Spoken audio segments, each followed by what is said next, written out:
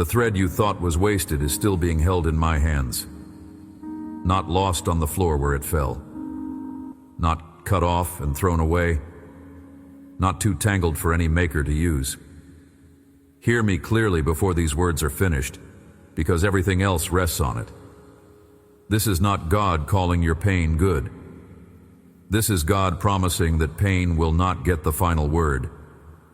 I will never insult what you have suffered by pretending it was secretly a gift. I am telling you instead that the cut thread is still in my hands, and that the story is still being held. There is a question you have carried under everything lately, a question you have not quite let yourself say out loud. If my hand is really woven through all of it, why does so much of it look like a mistake? Stay near. I am not going to leave you alone with that question. As these words go on, I want to bring you back to one line, my word laid down long ago for the ones who could only ever see the back of the loom. A line you can stand on when the tangled side is the only side your eyes can find. There is no rush in this. You can set down the part of you that always feels it has to perform the moment things go quiet. Nothing here is being graded. No one is keeping a tally of how well you rest, least of all me. I know what you have been doing in the long hours. You turn the cloth of your life over and over, looking for the side that finally makes sense. Your eye finds the loose ends first. It lands on the place where one color was cut short before it could finish. A knot sits right in the middle of the years you wanted most, the ones that did not go the way you planned. And you keep returning to it the way a tongue keeps returning to a sore tooth. And quietly, in the dark, you reached a conclusion you have never spoken to a single soul. The conclusion was that the whole thing is ruined, that whoever was supposed to be making something out of your days got distracted, or gave up, or never truly began. Hear this first, before I answer any of it. I heard that conclusion the night it first formed in you, when the house was silent and the silence felt like a verdict. It has never once been hidden from me, and it has never, not for a moment, made me turn away from you. The conclusion rarely shows up looking like despair. It comes dressed as honesty. It tells you it is only facing facts. It says that hoping again would be foolish, that you are simply protecting yourself, that you have been let down before, and you are merely being wise now. Underneath the reasonable voice, though, sits an old wound, and the wound is the thing actually doing the talking. Watch how quietly it has shaped your days. You stopped asking for the thing you most wanted, not because the wanting died, but because you decided in advance the answer would be no. You learned to brace before good news instead of opening your hands to it. You hold the people who love you a little farther off than you need to, keeping one palm free to shield yourself, because the cloth taught you that closeness is only a thread waiting to be snipped. None of that is a flaw in your character. It is a wound behaving the way wounds behave. It is a self that learned to survive a loom it could only ever view from behind. I am not here to scold the survival. I am here to tell you the loom is not what fear has convinced you it is. So let the muscles of your face loosen for a breath. If your jaw has been set tight, let it come unclenched. You may not have felt how long you have been holding it. That small release is not weakness, and it is not surrender. It is simply the posture in which a tired person can finally notice a hand that has been near them the whole time. The hand was always there. The clenching just kept you from feeling it. There's a thread in you that got cut, and you know exactly which one. A relationship that ended before you were ready. A door that closed in the very year you were sure would finally be yours. A color in your cloth that came out darker than you ever wanted. A season of grief woven straight through what should have been your brightest decade. The one of you raising a child alone knows the thread I mean. The widow who still reaches for the phone before remembering knows it. The one who poured a whole self into a marriage that came apart anyway knows it. And the one who keeps an entire household running while no one counts the cost knows it best of all. You are not reading a stranger's letter. My word was written with each of these in mind. And so were these few minutes. There are smaller threads too. The ones you never grieve out loud because they feel too ordinary to name. The role that went to someone else. The friendship that simply faded. The plan you built with such hope that quietly fell apart while no one was watching. The body that no longer does what it once did. The prayer you carried for years that seemed to land on nothing. You do not weep over these the way you weep over the great losses, yet they have done their slow work on you all the same, teaching the same lesson the big ones taught. That hope is dangerous, that wanting leads to losing, that the cloth cannot be trusted. And here is what fear talked you into doing with that cut thread. You built your whole picture of me around it. You took the single most painful place in the cloth and made it the lens you read everything through. Because that thread was severed, you decided I must not have been paying attention. Because that color came out dark, you concluded I must not really be good. Or at least, not good to you. The one loss became the interpreter of all the others. And now even the kind things get filtered through it, examined for the catch, held at arm's length in case they too turn out to be threads that will only be cut later. I am not angry that you did this. I am tender about it, the way a father is tender toward a child who flinches at a raised hand because of hands that came before his. You did not invent this way of seeing. It was handed to you in a season nobody helped you carry, in a stretch of years when you had to hold yourself because no one else would. Once you learned it, it stopped feeling like a choice and started feeling like the plain truth. It became the only language your pain had. Living that way carries an exhaustion you have stopped even noticing. The way a person stops noticing a weight they have carried so long, it feels like part of the body. The low, constant watchfulness. The tiredness no sleep can reach. The way you can be surrounded by good things and still sense, underneath them, that something is about to go wrong. That is the cost of reading your whole life from the back of the loom. It is not that you are ungrateful or faithless. It is that you have been doing the impossible work of judging a picture from the only side that can never make sense, and it has worn you down to the thread. Now let me speak to where the lens actually came from, because it did not appear out of nowhere. You were taught, early, to imagine me as a maker, who only works with the parts of you that are already presentable. A craftsman who waits until your threads are clean and straight and worthy before he will so much as touch them. The version of me you inherited handed you the idea that the broken places, the knotted places, the frayed and shameful places are exactly the parts I want nothing to do with.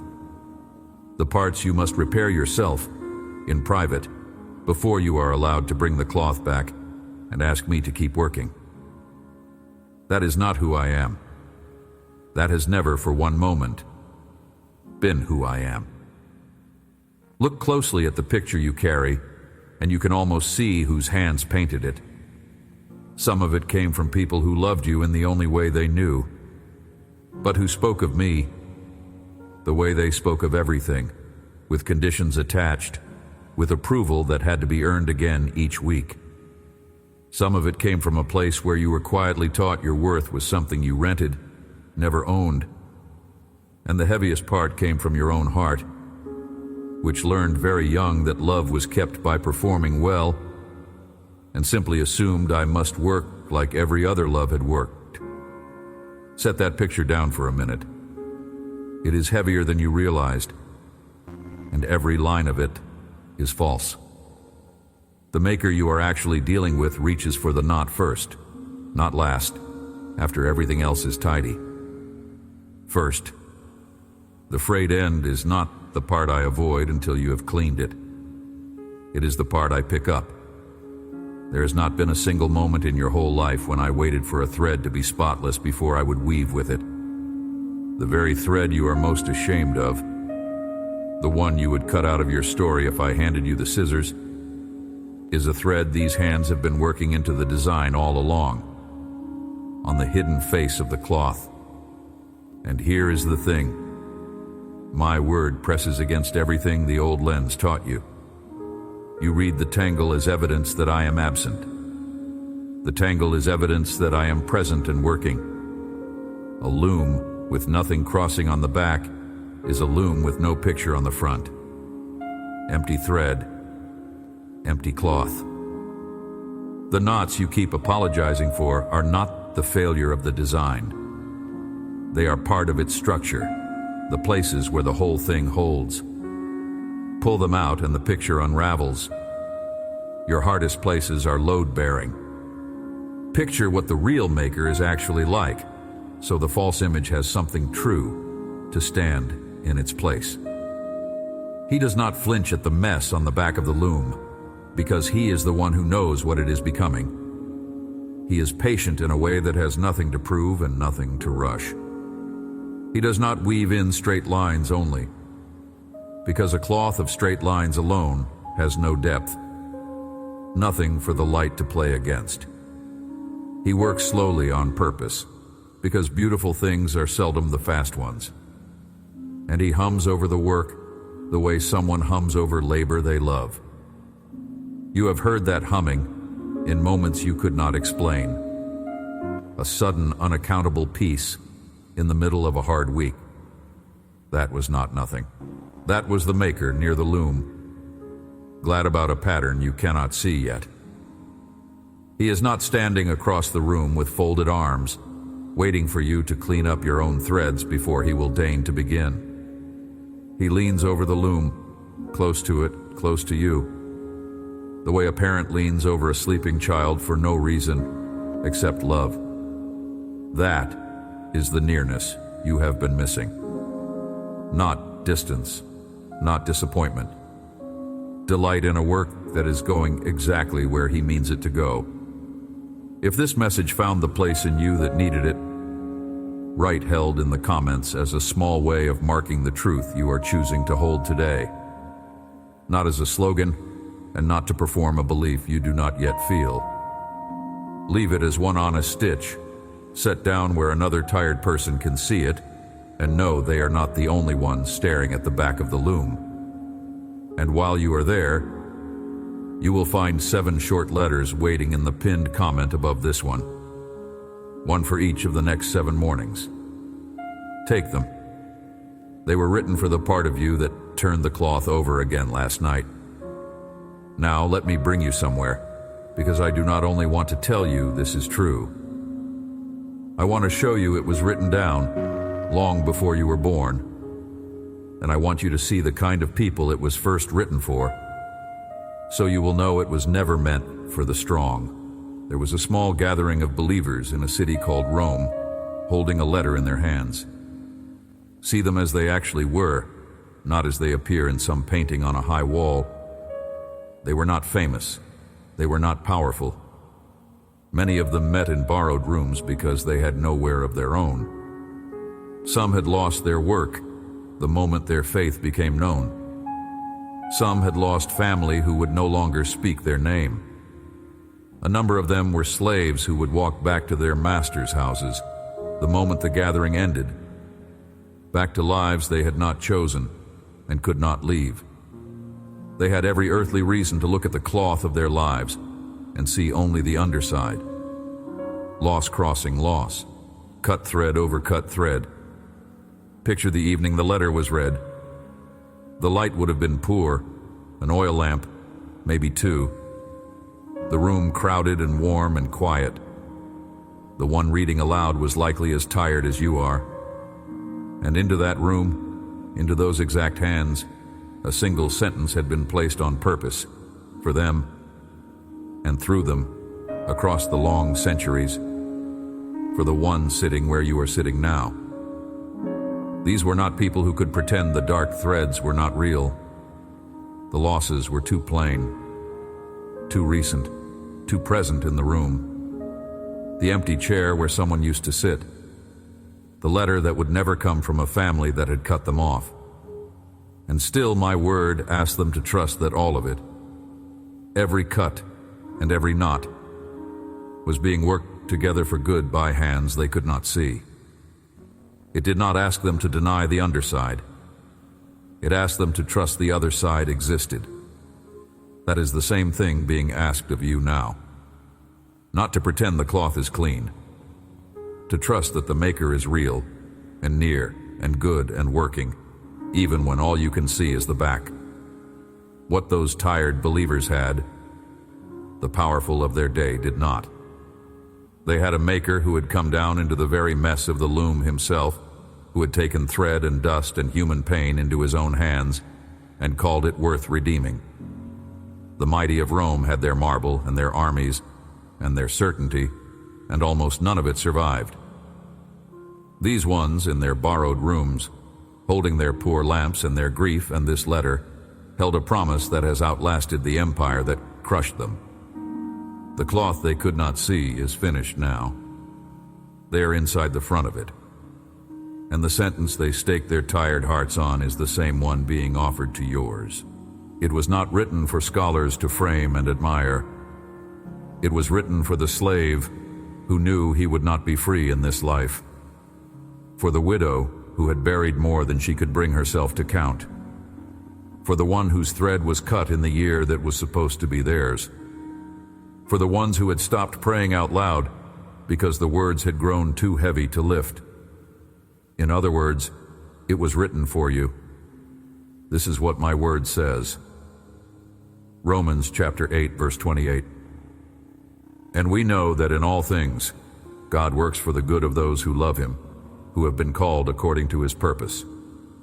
Stay with each word slowly now, because every one of them was chosen for someone exactly as worn out as you are. In all things. Read that again. Not in some things.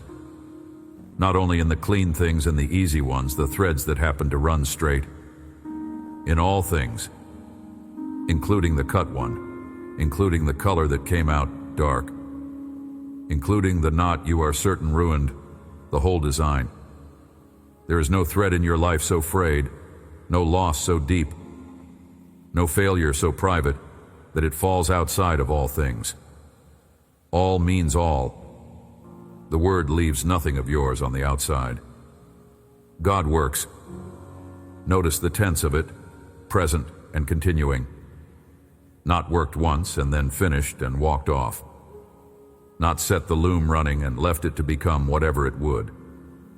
The hands are on the cloth now, this minute, on the side you cannot see. While part of you stays half convinced the work stopped years ago, those hands were on it last night while you slept. They are on it as you breathe. For the good. Go carefully here, because this is where the old way of hearing trips you. The sentence does not say every thread is good. The cut one was not good. The grief was not good. The betrayal, the closed door, the loss that hollowed out a whole year of your life. None of those, taken alone, were good. And I will never insult your pain by pretending they were. Read what is actually written. The threads are worked together for good. There is a vast difference between those two things, and the difference is the entire promise. A single strand of dark wool means nothing on its own. It is only darkness. But woven against the right colors, set in the right place by hands that see the whole design at once, that dark thread becomes the very thing that makes every bright one around it shine. I do not call your suffering good. I do not author your wounds in order to bless you later. I take what was done to you, what was lost, what broke, and I refuse to let it be the end of the story. weaving even that into a good my love has wanted for you all along. And then the part you keep skipping past, the last clause. Those who love him, who have been called according to his purpose. This is not a promise drifting in the open air for no one in particular to claim. It is a promise with a name woven through it, and the name is yours.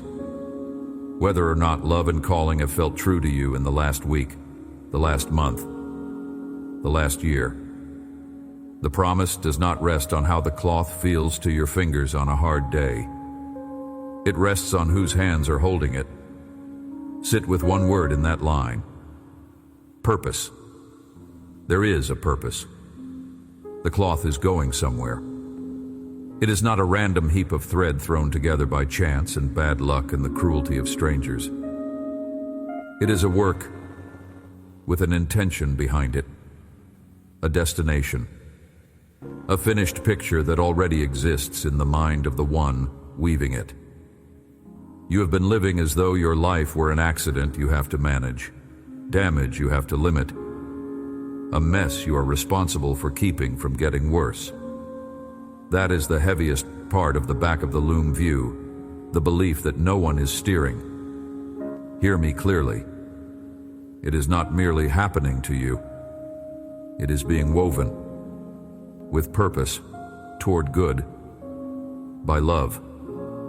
Notice, too, that the only condition named in the whole promise is love and calling, not performance, not getting it right, not finally healing, not understanding the pattern. You do not have to comprehend the cloth to be one of those it is being woven for. You do not have to feel strong or grateful or even hopeful on a given day. The promise reaches the ones who simply belong to the Maker, and you belong. You have belonged since before the first thread of you was ever set on the loom. The reason all of it can be worked for good, even the part that broke something in you that is not fully mended, is not that the broken part stopped hurting. It is that my Son took the deepest cut into his own body, so that no severed thread in your life would ever again be the final word of your story. Look at the cross for a moment with the eyes I'm giving you. From the underside of the loom, it looked like total ruin, like the whole design had been torn apart and thrown away, like good itself had lost. And in that very place, the most beautiful cloth in all of history was being woven. The knot through which everything good would finally hold. If that, the darkest, most ruined-looking thread there has ever been, could be made the center of all that is good, then the knot in your own small handful of years is not too dark for these hands. Now look back at the question buried at the very beginning. If my hand is really in all of it, why does so much of it look like a mistake? Here is the answer, and take it in slowly. Because it changes how you will see everything you have been grieving. It looks like a mistake because you have only ever been allowed to see the back of the loom. From where you stand, on the underside, even the most carefully woven cloth in the world looks like chaos, crossed threads, loose ends going nowhere, knots that seem to serve no purpose. That is not because the weaver failed. That is what every great work looks like from behind. You were never meant to judge the worth of your life from that side. You were meant to trust the hands working on the other one. Understanding the pattern was never the price of being safely inside a good one. The understanding will come, in pieces later on ordinary afternoons when you least expect it. But it was never the foundation. The hands are the foundation. They always were. And let me say the thing your tired heart most needs to hear underneath all of it. The conclusion you reached in the dark, the one you never told anyone, the one that said your life was beyond saving, is wrong. Not partly wrong. Wrong all the way through. It was made from the only side you could see. And it was honest. And it was reasonable. And it was still wrong. Because it was a verdict about a picture you were never shown. You are allowed to retire that conclusion. You do not have to defend it anymore. You do not have to keep proving it true by bracing for the next loss. You can let it go. The way you set down something heavy you have carried so long, you forgot you were holding it. So here is something small to carry into the rest of your week. The next time you catch yourself turning the cloth over again, running a finger along that cut thread, building the old conclusion that nothing good can come of it, you do not have to win the argument with the feeling. You do not have to talk yourself out of the grief, and you should not try. Just do one small thing. Place your palm open in your lap, turned up, the way you would if you were waiting to receive something rather than guard it, and let one quiet line form. He is working the back of this. That is all. Then go on with your day, gently. You will not feel the pattern shift the first time. You may feel nothing the 10th time, but somewhere around the 30th, you will notice you reached for the cut thread and did not spiral down the way you always have. Somewhere around the 50th, you will catch yourself looking at a hard memory with something almost like steadiness, almost like peace. And somewhere further along than you can picture from where you sit, you will turn the cloth over on an unremarkable afternoon and see, just for a second, a glimpse of the front. A reason. A line drawn between the dark thread and a good that came later, a good you could never have planned and would never have asked for, a good my hands brought even out of the place you were sure was only ruin. In that second, you will understand all the way down that I was never gone. I was always at the loom. There is a second thing, even smaller, for the days when the heaviness is too thick for any words at all. On those days, you do not have to say anything. Just let your shoulders come down from where they have crept toward your ears. Breathe out one breath a little longer than the one you drew in, and let that long breath be the whole prayer. It is enough. A long exhale on a hard day in my presence is a full conversation. It says, without a single word, I am still here, and I am still letting you hold the loom. I hear that exhale as clearly as the longest prayer you have ever prayed. And here is one promise to keep for the long days. The ones strung together when nothing seems to move, and the cut thread is all you can find. The slowness is not absence. You will need to hear that more than once, because the slowness is the very thing that will try hardest to convince you the old conclusion was right after all. A great cloth is woven slowly. The threads that take the longest to come together are usually the ones holding the deepest part of the picture. So when the waiting stretches past what you thought you could bear, do not read it as proof that the work has stopped. Read it as the sign of how much care is being taken with you. You are not being neglected. You are being woven carefully, and careful things take time. Nothing you have offered in love has been lost from this loom. The kindness no one saw is still in the cloth. The night you held on when holding on cost you everything is still in the cloth. Every thread is held. I am not asking you to call the loss good. I would never ask that of you, and I am not asking it now. I am only asking you to let me keep working behind the cloth where your eyes cannot follow, with hands that have not once in all your years let go of the thread. Amen. If this reflection reached the place in you that has been afraid to hope again, there are 7 short letters resting in the pinned comment below. 1 for each of the next 7 mornings. Take them. Pass this on to someone who has been staring at the tangled underside of their own life for far too long. Someone who needs to remember that the back of the loom is not the whole story. And follow along, so the next reflection can find you. You were never meant to read the underside alone.